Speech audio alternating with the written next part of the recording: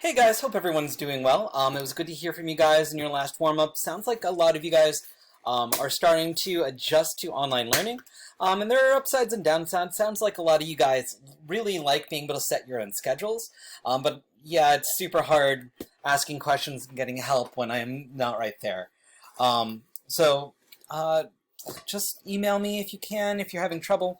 I'm always available between 8 and 1 on school days. So just wanted to start getting you guys into lesson 4. A couple things I wanted to get you guys in the habit of while you're starting to get into code. First off, if you notice the way they structure code, they like to separate things out. Unlike in the paper world, space is free online, space is free in code. So you want to space out your stuff so that things are clear. You could, of course, put everything together into one giant thing, but then it's harder to tell where certain parts stop and where certain parts start. So add some lines in between sections of code to make things clear. So here, notice they added that extra line in between the two rectangles so you can tell where one rectangle's code is and the other rectangle's code is. I know this seems really simple right now, but as we start getting into more complex code, you want to keep things separate so you know different things happen in different sections, and it's going to be easier for you to identify where things are, and it'll help me as well when I'm trying to help, as it'll show me where your sections start and stop as well. As you guys are coding, a couple things to take note. If you're hand typing it in, some of you guys should start doing that, especially if you're interested in a career in coding or pursuing coding as part of your career in college or your studies in college. You're going to want to get into the habit of typing things because that's how professional coders work. So you have to really pay attention to a lot of the syntax and the marks. So one thing you're going to notice, most lines of code are going to end with these semicolons. You'll notice every line of code here ends with a semicolon. That's an indication for the computer that there is a complete line of code. Because when we talk about different lines of code, the computer actually doesn't care if your commands are on different lines. So notice I can put these both on one line, and the computer doesn't care. No error, runs it perfectly. Why? Because what the computer looks for is the semicolon. The semicolon tells the computer this is one complete line of code. In theory, I could make this entire code one giant line, and the computer won't freak out. Why? Because the semicolons are what it's looking for. It literally does not care about the line breaks. However, we as humans like the line breaks because that tells us this is one consistent line. So we do that as programmers because it makes it easier to read. Because we as programmers and humans like to scroll down rather than scroll over. And it's much more clear when they're separated out like that. Second thing, you'll notice when you're using commands that you have these areas that you fill in. These are known as parameters. You can, of course, see over here where a lot of the times they'll tell you what those parameters do. Like the fill color command literally says color in there. And when you put it in, it'll say yellow, and you just change yellow to whatever color you want. Or you can take it as a pull down over here, and pull down whichever option that you want. Other times they're going to be a little bit more obscure. So notice X, Y, W, H for rectangle. You could probably figure out that means X, Y is the location on the screen, much like the grid in Scratch. Code.org and most programming languages treat your screen like an XY coordinate grid. But the W and H might give you pause. They mean width and height.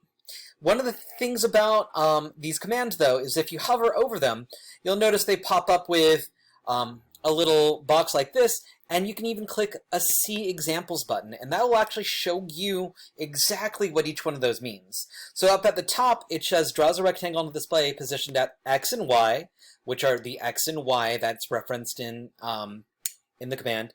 And notice it does W separated from width, and H separated from height, to tell you that the W and H in the command are referring to width and height.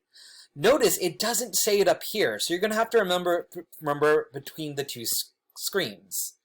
X, Y, W, H, go to see example, X and Y, positioned at X and Y, with sides W, width, and H, height.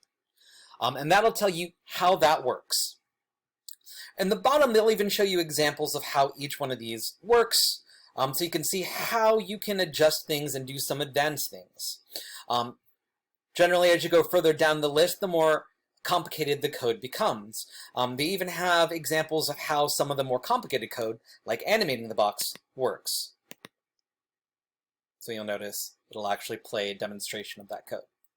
Now, you don't have to worry about any of the stuff at the bottom. I'm just trying to show you guys where to find more information about the commands if you're a little confused about what to put in each section. One important thing to note as you guys are doing this is that you guys can actually combine codes and use codes in other codes.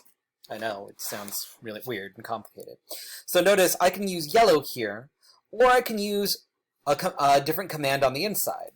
So rather than typing the letter, I can use an advanced command called RGB, which allows me to mix my own colors, R, G, and B, red, green, and blue. So I can mix, let's say, 0, 0, comma, 50, comma, 20 to make my own color for a rectangle. Now, let's see if this will actually work, because it is giving me an error. What's that error?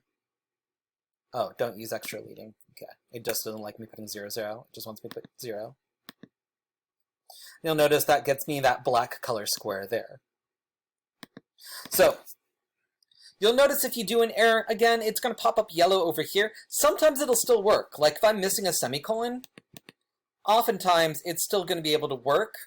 But you're going to want to make sure that you don't have any yellow squares there because that could lead to unexpected problems.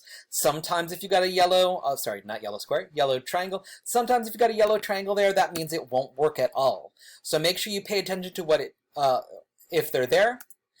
And most importantly, you not only notice them, but you actually hover your mouse over them to see what the error is. They'll usually try to be very straightforward about it. Notice, again, it's saying the actual thing, missing semicolon. And when you finish it, it should work. Let me know if you have any questions. It's going to be doing some funny things similar to this, but rather than using the RGB command, you guys are going to use a random number command. So pay attention to how to use that, because you're going to be randomizing the width and the height of your rectangles, and randomizing later on the location. For this lesson, we're going to again do one lesson in a week because each of these lessons is supposed to be an hour. I'm supposed to give you about 30 minutes per day. So for this first set, try to go from activity 1 all the way to activity 7. And that should be about 30 minutes of work. I'll catch you on Thursday. Let me know if you have any questions. Good luck.